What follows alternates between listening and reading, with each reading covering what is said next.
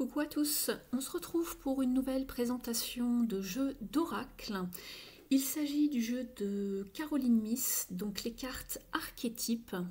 Vous l'avez vu peut-être passer depuis quelque temps sur la toile, il n'est pas forcément tout neuf. Je me le suis procuré cet été, je ne vous l'ai pas encore présenté. Il s'agit d'un jeu donc de cartes archétypes avec lequel vous allez pouvoir travailler au niveau du développement personnel. Donc ce n'est pas du tout un jeu de prédiction, de divination. On est vraiment sur un jeu pour se connaître davantage, connaître ses comportements et d'analyser un petit peu pourquoi l'on est dans des schémas répétitifs par exemple. Donc je vais vous lire le petit passage au dos pour commencer. Alors ici, moi je me suis procuré la version originale donc en anglais. Je vais vous traduire le petit passage ici. On vous parle donc des archétypes qui sont d'anciens schémas universels de comportement intégrés dans ce que Carl Jung appelait l'inconscient collectif. Donc vous en avez peut-être entendu parler. Ici, vous avez donc un jeu de 74 cartes archétypes, plus 6 cartes blanches qui sont à l'intérieur de la boîte si vous voulez vous-même travailler peut-être d'autres comportements que vous n'avez pas trouvé dans le jeu, qui vous viendraient à l'esprit.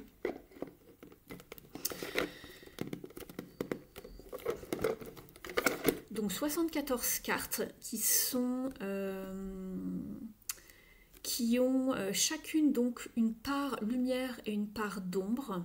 Donc le light attribute ou le shadow attribute en anglais. Et vous avez également un petit livret qui arrive avec ce jeu, un petit livret accompagnant. Alors c'est un petit livret en noir et blanc, mais c'est pas bien grave ici dans ce cas-ci. Voilà. Donc dans ce petit livret, alors vous avez au début, on vous parle des cartes archétypes, donc on vous parle un petit peu de l'histoire, de comment elles ont été un petit peu inventées. Vous avez ensuite justement 4 archétypes bien définis et communs à la plupart des personnes. Chacun a en soi ou va rencontrer du moins dans sa vie les 4 types d'archétypes qui se trouvent ici, les principaux on va dire, mais il en existe vraiment beaucoup, vous allez le voir dans le jeu. Donc vous avez l'archétype de... alors je vais vous les nommer, vous avez l'archétype de l'enfant qui se décline sous plusieurs versions, vous allez voir, je vais vous en parler après. Vous avez l'archétype de la victime, celle du saboteur et celui de la prostituée. Donc vous en avez 4 principaux qui se déclinent en plusieurs versions. Et ensuite vous avez donc toutes les cartes ici bien définies, bien expliquées, avec donc le titre, le mot-clé, la photo. Et ensuite, vous avez des petits exemples pour vous expliquer la carte. Et vous avez également donc la part lumière et la part ombre. À la fin du livret, vous avez un petit mot à propos de l'auteur, donc de Caroline Myss. On vous explique que c'est une pionnière dans le domaine de la médecine énergétique et de la conscience humaine. Et donc, elle a travaillé comme médecin intuitif.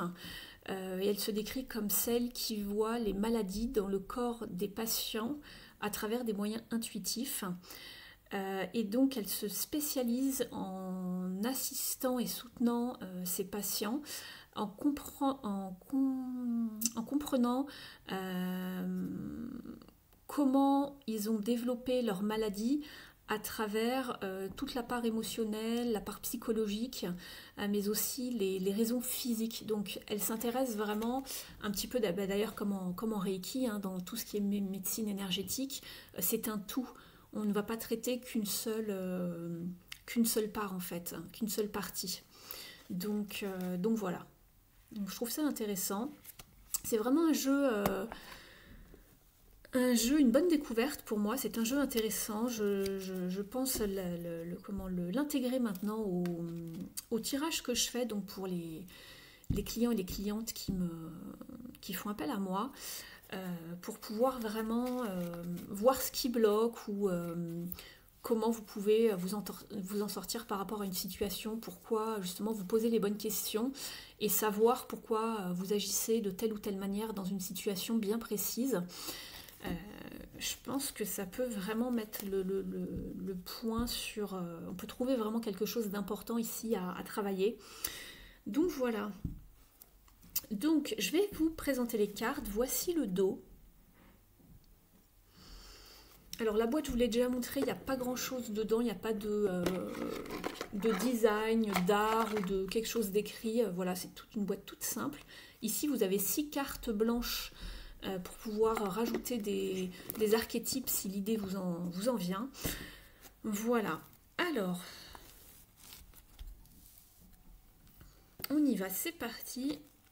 Alors, je ne vais pas vous traduire toute la carte, elles sont en anglais, je vous donne les titres principaux. Donc, le fou. Vous verrez, vous avez des illustrations assez intéressantes également. Le guide.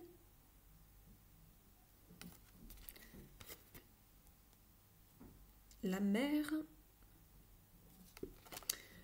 L'enfant. Alors ici, c'est l'enfant blessé. L'enfant se décline sous plusieurs versions ici. Le voleur. Le moine ou la nonne. Vous avez la carte de Midas. L'enfant divin.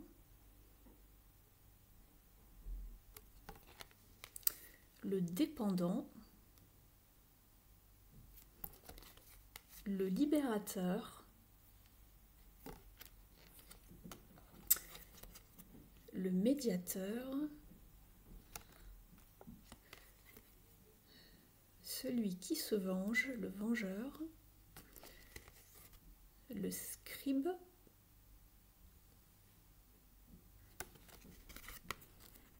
dilettante,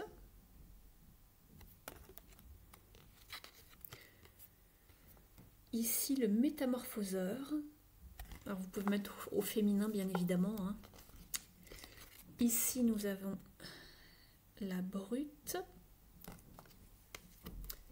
le martyr, le sauveur, le samaritain, le père, l'alchimiste, le juge, le rebelle, le héros ou l'héroïne, l'esclave, le détective,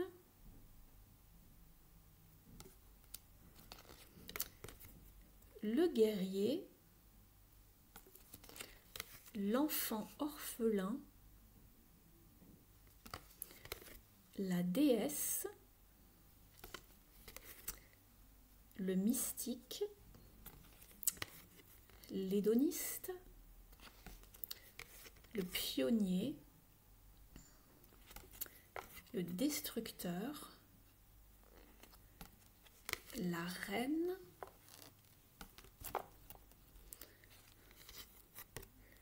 le défenseur, l'ermite, le guérisseur, la prostituée, le saboteur, l'artiste, le prêtre, le cavalier, la femme fatale, la Vierge, l'étudiant, l'enfant nature, le servant ou la servante, le chercheur, le messie, le prince, l'ingénieur, le vampire, donc le vampire énergétique, Dieu, l'enfant magique,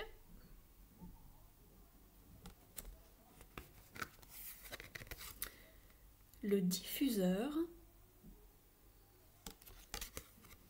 le visionnaire, le poète, le compagnon,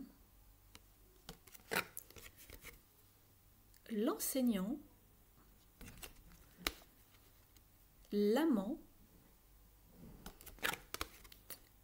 l'athlète, l'enfant éternel, l'ange, le raconteur d'histoire, le mentor, l'exorciste, le cancanier, celui qui cancane, le joueur, le roi, le mendiant, le donjon. Alors le trickster ici c'est celui qui joue des tours, on peut parler aussi également de magicien, d'illusionniste. Ici vous avez la jouvencelle et ici la victime. Donc voilà pour la présentation des cartes, vous voyez qu'il y en a quand même pas mal, c'est bien justement. On peut travailler vraiment sur pas mal de choses, un grand éventail de notions ici. Donc je vais vous en prendre une ou deux pour vous lire les attributs lumière et ombre. Alors, qu'est-ce qu'on va prendre ?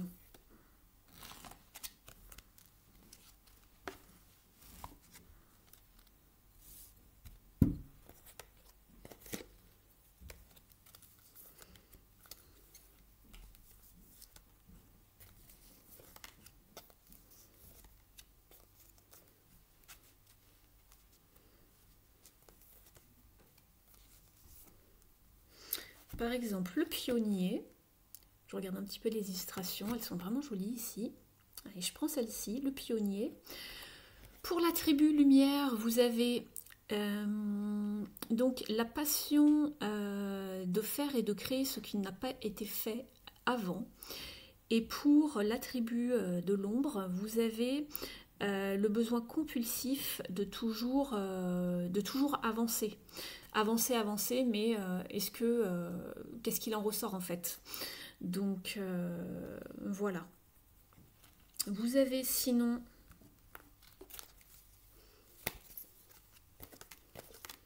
qu'est-ce qu'on pourrait prendre ?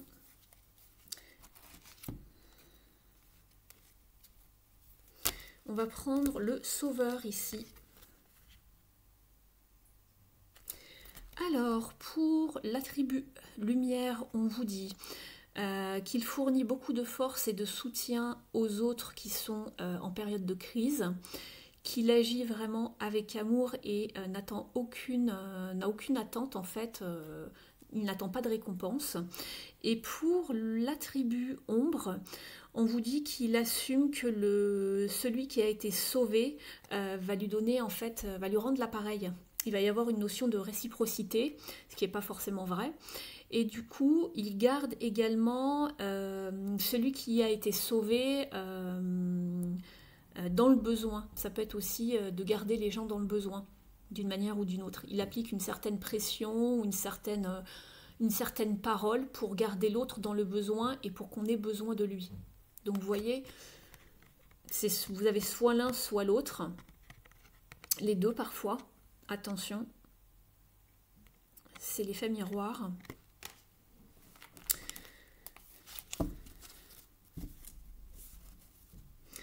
Donc voilà pour ce jeu, n'hésitez pas à me dire en commentaire ce que vous en pensez. Personnellement, je le trouve vraiment très bien.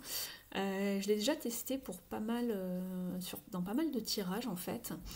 Je trouve qu'il parle vraiment plutôt bien. Donc vous pouvez l'appliquer à différents tirages, hein.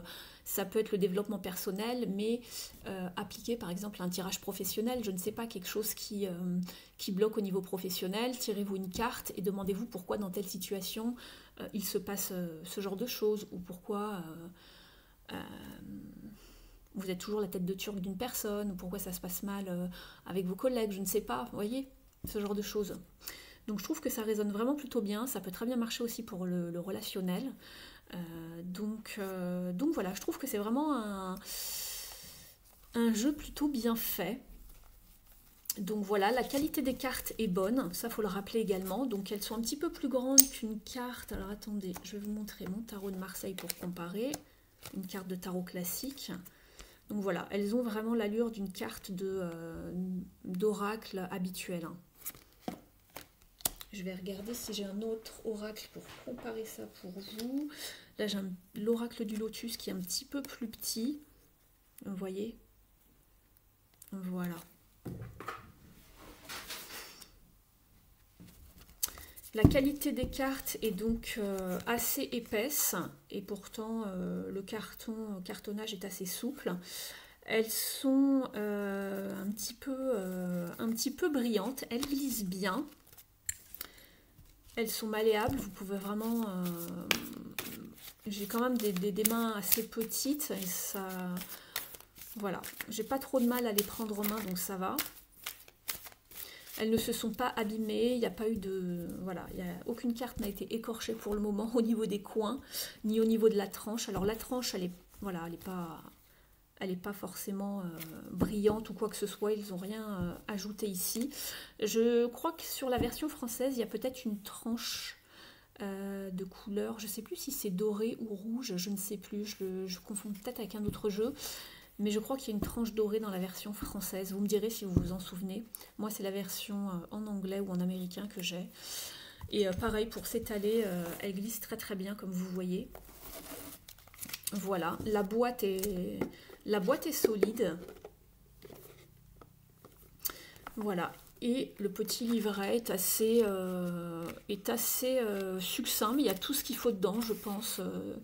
C'est assez bien expliqué. C'est court, mais c'est concis et direct. Voilà.